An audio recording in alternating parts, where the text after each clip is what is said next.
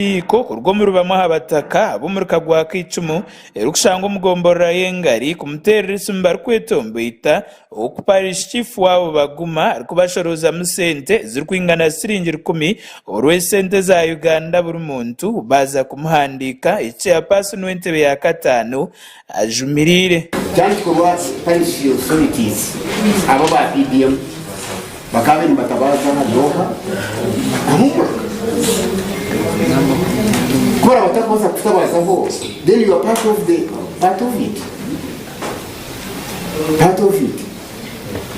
Kanti chukutwara mwanya baguma hati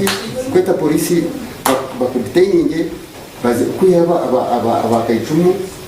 babarete bamanje no hwatsira yakorekyo. Chukutwara mwanya Reverend Samuel Mugisha Katugunda ajabira abantu aba abari muzira office zabo ganda bari kwikozesa kubi okuzireka babantu bareba ngo tuzikubasa kubatenura. What happened in PDM yitwa health atereka tigeze kushemeze iki okukira munonga iyo parish chiefs abo government ekagira ngo bakareba umuntu ngumwini bwa PDM and they had to add more support bakabugiza sente kare ukubahira sente bakana bamayisa mu benda mpati mwongere ku PDM yongere kushemera so nicyo tukwetengo umbyima bya kandi nicyo tubikwe. Or Secretary wa Finance and Production a district ya Kazo Baraburwa na wajumirire ikikorwa cyo kushoroza abantu sente ngo habo kuba sente zo mureka ziri kumanya nka parish development model zishemeye kuba ziriye zabusha ndi ngumza muningambira abatwukize n'abantu abanyakazo bona n'abanyabakiko tugumenta bagambira mu rukiko aba parish chiefs ngo kuba implementers na CDOs kuba implementers na sub county chiefs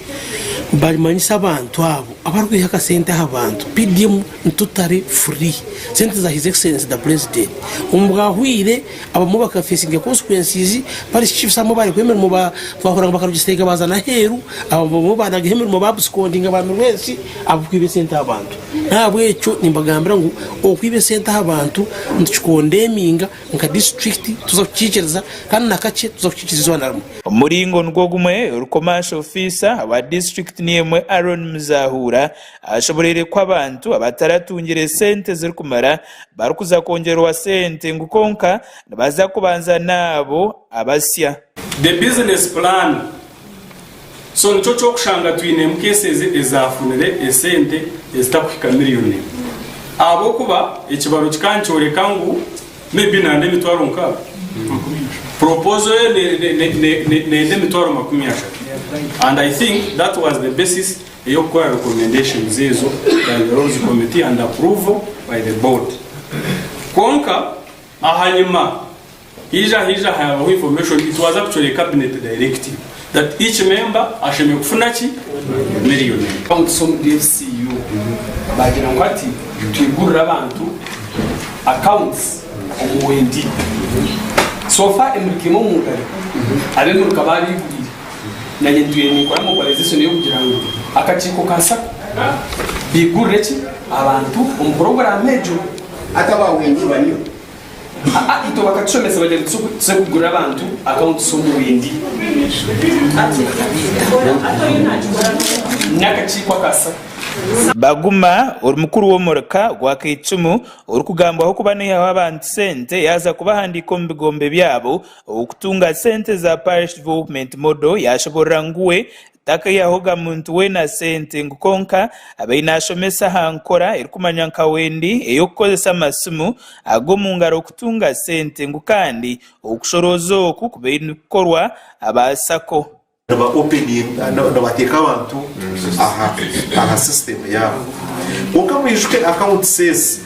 district ezineho ubushobozi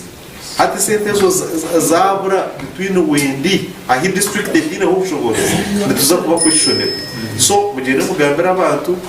ejo exercise bajihortinge ne ya andere amakuraga gasha kwa sima naume awazika